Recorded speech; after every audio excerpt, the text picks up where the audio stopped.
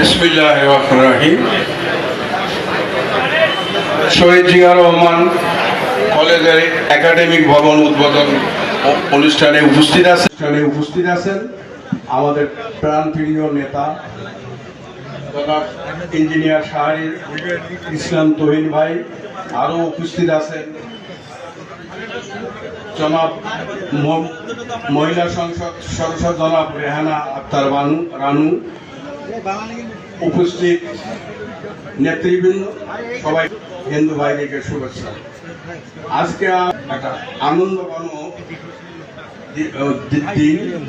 আজকে তহিন ভাইয়ের হাতে এই প্রতিষ্ঠানের যে ভবন নির্মিত হয়েছে, এজন্য আমি ওনাকে ধন্যবাদ জানাই। আমি উপস্থিত সবাইকে আমি ধন্যবাদ জানাবো যে আপনারা আগামীতে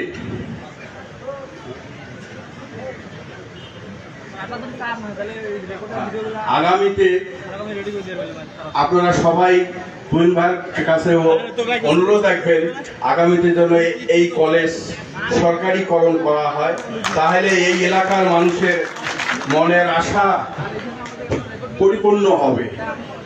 এই আবেদন আমি যদিও ঢাকার মানুষ, তাও আমি এই আবেদনটি রাখবো। আমি এই বলে সবাইকে ধন্যবাদ দিয়ে আমি আমার বক্তব্য শেষ করছি। আসসালামু আলাইকুম।